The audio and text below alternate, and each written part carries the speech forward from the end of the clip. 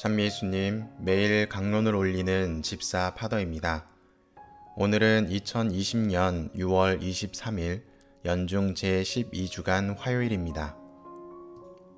오늘 일독서의 말씀은 어제 제가 올려드린 북이스라엘의 멸망에 관한 내용을 머리에 염두에 두시고 들으시면 이해가 되실 겁니다. 아니시면 우측 상단에 카드를 클릭하시면 바로 어제 강론을 들으실 수 있습니다. 북이스라엘은 나라의 부강을 위해 판단하고 결정 내려야 하는 상황에서 하느님을 배제한 채 자신들의 기준으로 결정을 내립니다. 그리고 결국 그들이 원하던 결과와는 정반대의 멸망이라는 결과를 초래하게 됩니다. 기원전 722년 북이스라엘의 멸망 이후에 남겨진 남유다는 어떠했을까요? 오늘 독서는 남겨진 남유다의 상황을 통해서 우리에게 메시지를 던져주고 계십니다. 당시 가장 득세했던 아시리아의 임금 사네립은 기원전 8세기 초에 활동했습니다. 북이스라엘이 멸망한 뒤 아시리아는 페니키아를 통해 라큐시까지 진군하며 이스라엘을 궁지에 몰아넣습니다. 그리고 사네립은 유다의 임금 히즈키야를 압박하기 시작합니다. 북이스라엘도 멸망했는데 너희라고 별 수 있겠느냐? 주변으로 도망갈 곳도 없고 도움을 요청할 곳도 없으니 항복하라는 것이었습니다. 그런데 히즈키야는 하느님께 충실한 임금이었기 때문에 이 어려움을 하느님께 내어 맡깁니다. 거룩들 위에 좌정하신 주 이스라엘의 하느님, 세상의 모든 왕국 위에 당신 홀로 하느님이십니다. 당신께서는 하늘과 땅을 만드셨습니다. 주님, 귀를 기울여 들어주십시오. 주님, 눈을 뜨고 보아주십시오. 살아계신 하느님을 조롱하려고 사네립이 보낸 이 말을 들어보십시오. 어제 들으셨던 북이스라엘의 상황과는 반대되는 모습을 보이고 있습니다. 이렇게 히즈키야는 하느님께 의지합니다. 그런데 마냥 하느님께 내어 맡긴 것이 아니었습니다. 정치적으로 보면 아하즈 임금과 히즈키야는 우상 숭배를 척결하려는 움직임을 보였던 인물입니다. 그리고 북이스라엘의 멸망을 지켜보면서 하느님을 믿고 따르는 것이 얼마나 중요한지 깨닫게 되었을 것입니다. 그래서 각 마을 산당에 모셔져 있던 신상과 우상들을 모두 처리하면서 우상들을 몰아내기 시작합니다. 이러한 과정 뒤에 하느님께 모든 것을 내어 맡긴 것입니다. 그것들은 신이 아니라 사람의 손으로 만든 작품으로서 나무와 돌에 지나지 않았으므로 사람들이 그것들을 없애버릴 수 있었습니다. 라고 오늘 독서에서는 당시의 상황을 설명하고 있습니다. 그리고 이러한 히즈키야의 노력을 하느님께서는 들으셨고 아모츠의 아들 이사야를 통해서 하느님의 말씀이 전달됩니다. 아시리아가 이스라엘을 둘러싸고 위협을 하고 있지만 하느님께서는 이 도성에 들어오지 못하고 이곳으로 활을 쏘지도 못하리라. 방패를 앞세워 접근하지도 못하고 공격 축대를 쌓지도 못하리라. 자기가 왔던 그 길로 되돌아가고 이 도성에는 들어오지 못하리라.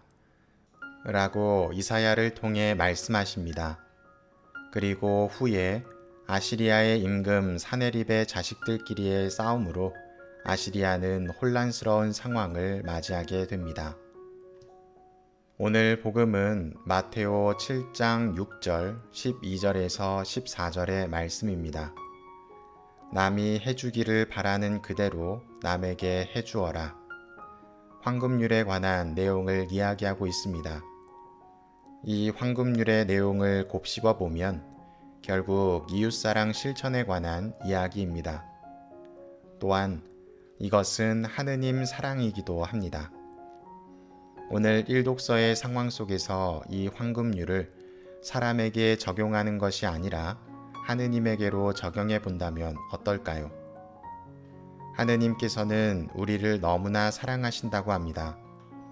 그리고 그 사랑에 대한 응답으로 오로지 자신을 믿고 따르는 사랑을 원하십니다. 하느님께서 황금률에 가장 적절한 예시인 것입니다. 내가 바라는 그대로 남들에게 해주어라 라는 말씀처럼 우리의 사랑을 받고자 하시는 하느님께서는 우리를 너무나 사랑하는 모습으로 다가오십니다. 그래서 율법과 예언서의 정신은 하느님 사랑과 이웃사랑으로 갈 수밖에 없는 것입니다. 너희는 좁은 문으로 들어가라. 멸망으로 이끄는 문은 넓고 길도 널찍하여 그리로 들어가는 자들이 많다. 생명으로 이끄는 문은 얼마나 좁고 또 그 길은 얼마나 비좁은지 그리로 찾아드는 이들이 적다. 어제와 오늘 독서에 등장하는 북이스라엘과 남유다의 상황을 통해서 바라본다면 멸망으로 이끄는 문은 하느님을 멀리하는 것이고 좁은 문은 하느님을 따르는 길이란 것을 알게 됩니다.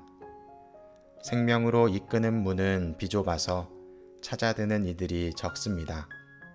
그 길은 쉬운 길이 아니고 눈에 잘 띄지도 않기 때문입니다. 하지만 좁은 문 너머에는 무엇이 있는지 명확히 우리에게 제시해주고 계십니다. 그것은 바로 생명입니다.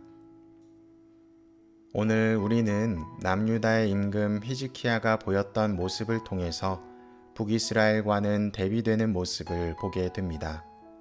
물론 남유다 또한 시간이 지나면서 또다시 우상숭배에 빠지고 하느님을 멀리하는 죄를 짓게 되어 바빌론 유배라는 사건을 맞이하게 됩니다.